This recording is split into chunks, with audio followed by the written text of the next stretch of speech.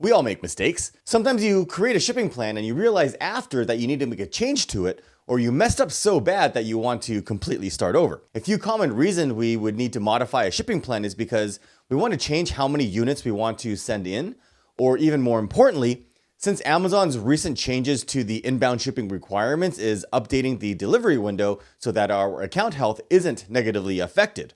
So how can we do that? Well, in the next few minutes, I'm going to show you how. First things first, I'm assuming you've already created a shipping plan and now you need to make a change to it, cancel it, or delete it altogether so that you can start over. So let's start with editing a shipping plan.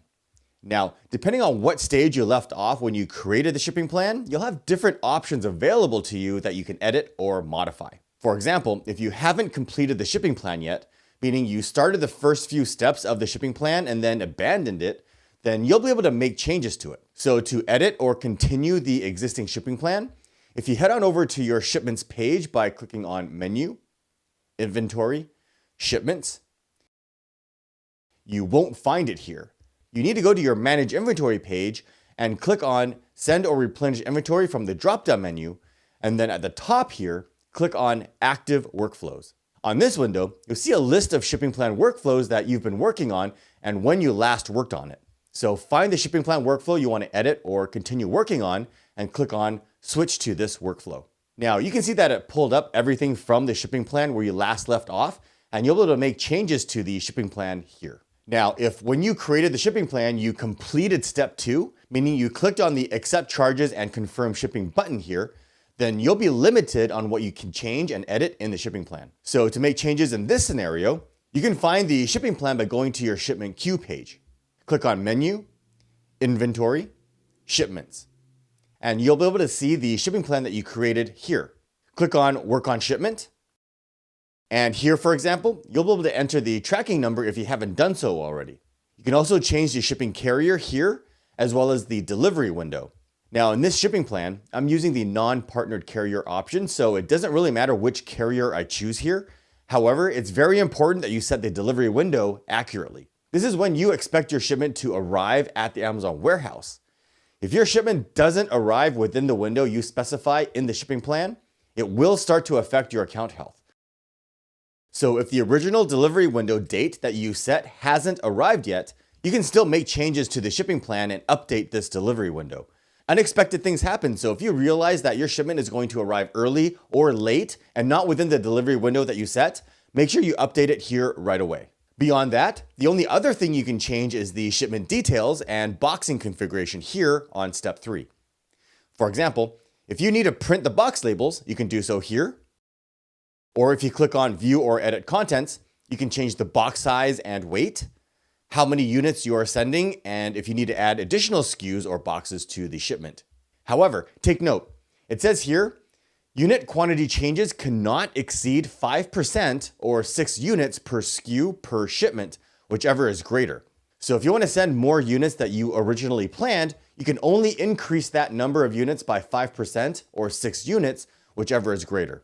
Otherwise, you'll have to start over and create a new shipping plan. And a pro tip, I suggest you name your shipments to something more easily identifiable, especially when you get to the point where you have multiple products and multiple shipments so that you know what each shipment is for, rather than the default workflow name that Amazon assigns.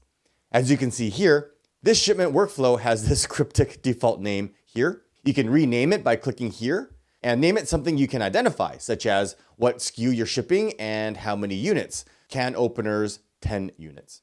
Now, if there's anything beyond these settings that you need to change or modify, your only option is to create a new shipping plan. Okay, so that's how you can edit a shipping plan. Now, what if you need to cancel or delete a shipping plan that you've already created?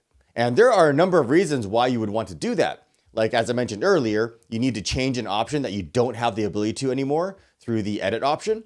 Or the most important reason that most sellers don't realize is that shipping plans that are not canceled or deleted in your shipping queue tie up your storage capacity. What I mean is, once you've created a shipping plan, regardless if you're actually going to use it or not, Amazon will allocate your available storage space for those units that you entered into the shipping plan, reducing the amount of storage space you have available for future shipping plans.